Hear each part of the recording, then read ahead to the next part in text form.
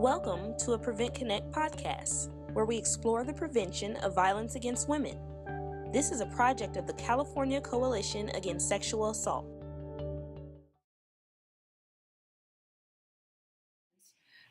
So I know, coming back to, in terms of the meeting, Colby, I know you'll be conducting an event convening of activists and formerly incarcerated survivors at the Allied Media Conference this June in Michigan. So it's exciting.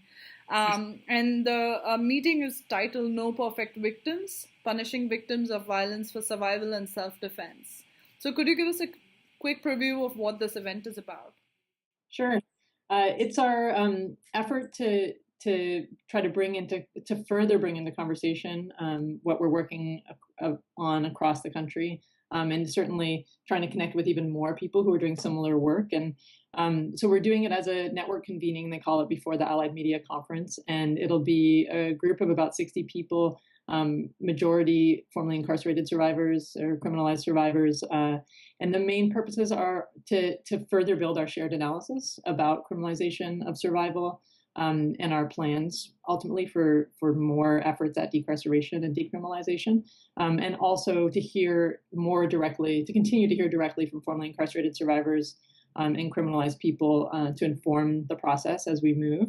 And that'll be both people in the room and people calling in from prison, and then and to share strategies, basically in terms of defense committees, both for individuals and more collectively in terms of freeing incarcerated survivors, and coalition strategies for basically trying to push this narrative and re-narrate how basically how to decriminalize survival and also how to do more to free incarcerated survivors.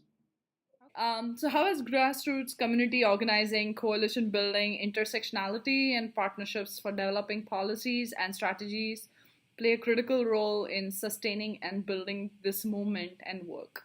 And I know it's a heavy loaded question, but it kind of brings back some of the elements that you have highlighted, and making this work possible, or at least envisioning, the bigger picture for where this movement is heading. So one of the things I'm excited to talk about with you here is we recently had an experience speaking kind of across movements in California about a piece of proposed legislation that was with the aim to support incarcerated survivors, which, is a population of people who are severely disappeared, severely underserved by domestic violence and sexual assault organizations.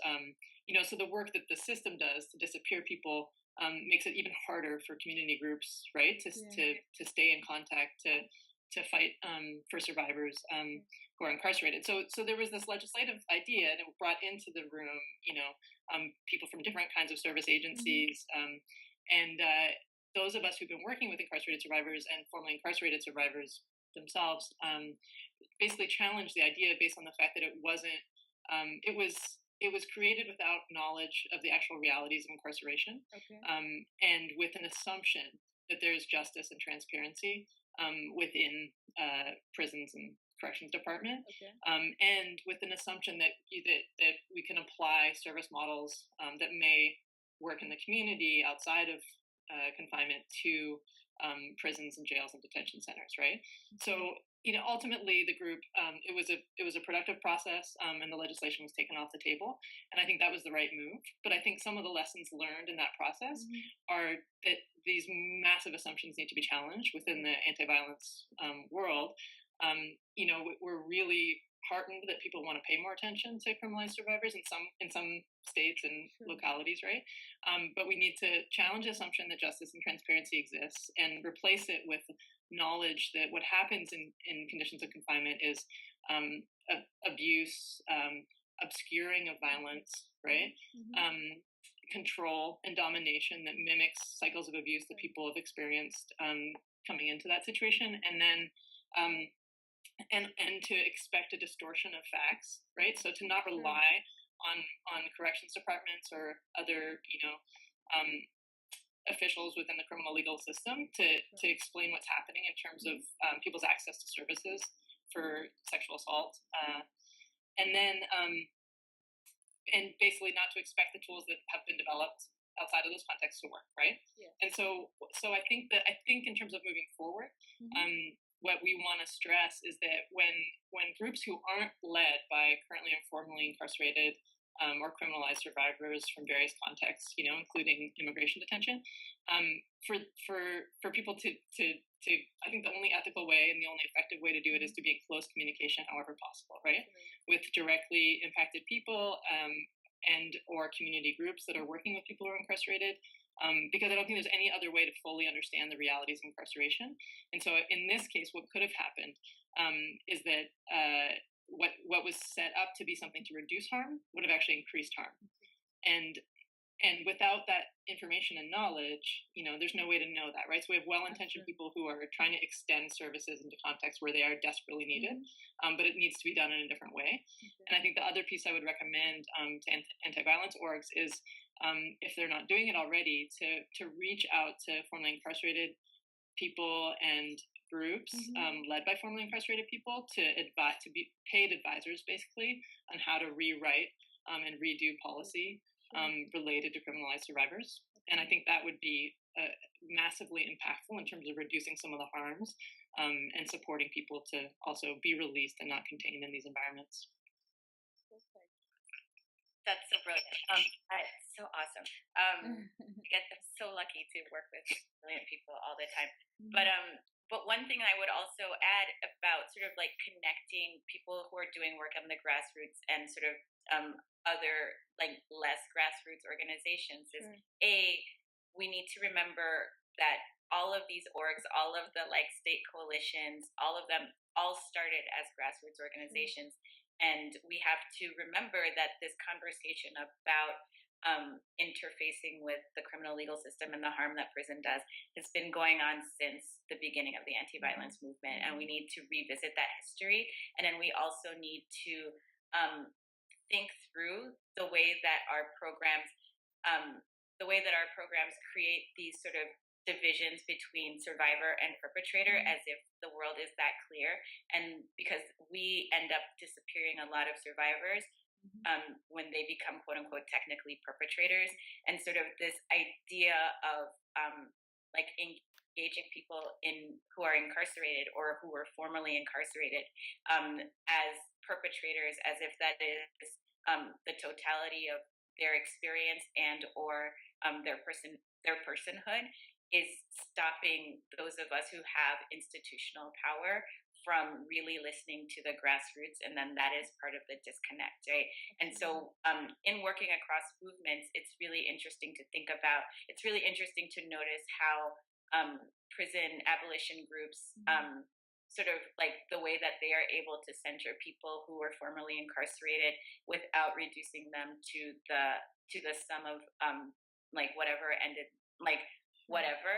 And I think that that's a thing that we have really lost sight of here, and it's a valuable like lesson for those of us who are doing this sort of coalitional work, to like put aside the like prescriptions that we put on people because they were incarcerated, and that is a harm that we with institutional power have to stop perpetrating.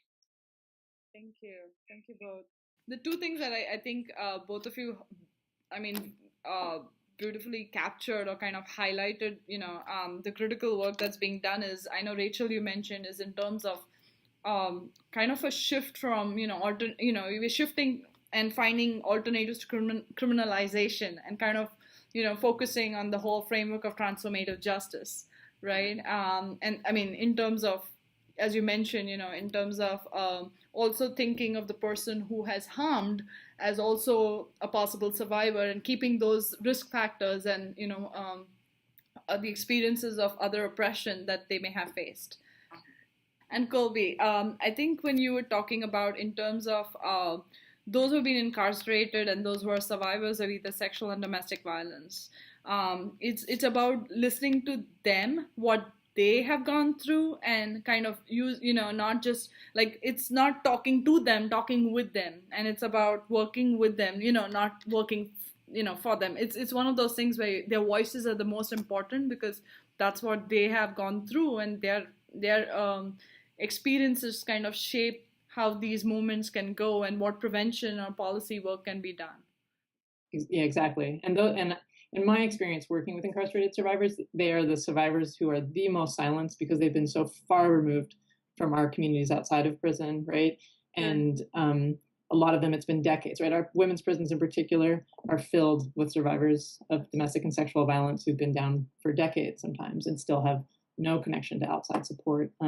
So yeah, I think exactly that the importance of hearing directly from those folks who have direct experience compounded so many times over in terms of managing different forms of power-based violence, in terms of doing the best work possible to support and reduce the harm and free people from those contexts. Yeah, absolutely. And I think that the challenge is to keep it sustainable, right? Like sustain the moment and not just like listen to them once and then like carry on with them. You need to keep their voices heard and kind of the main powerful focus while navigating our work.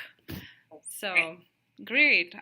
Thank you both so much for your time and for sharing about the critical work by Survived and Punished and all the other organizations and social justice movements we just talked about, especially its implications in primary prevention. And good luck, Colby, on facilitating this meeting at the Allied Media Conference. I wish I could have attended this in person, but I'm excited to hear all the details. So definitely, we will link this in our blog, so that our audience knows what workshops and meetings are available. So if they are able to attend it, that would be great. And thank you both again. Thank you. Thank you for listening to this Prevent Connect podcast. Prevent Connect is a project of the California Coalition Against Sexual Assault, with funding from the Centers for Disease Control and Prevention. The views presented on Prevent Connect are not necessarily the views of the United States government, the CDC, or CalCASA. To learn more about Prevent Connect, visit www.preventconnect.org. For more information about CalCASA's mission, or to show your support, visit calcasa.org. That's CalCasa.org.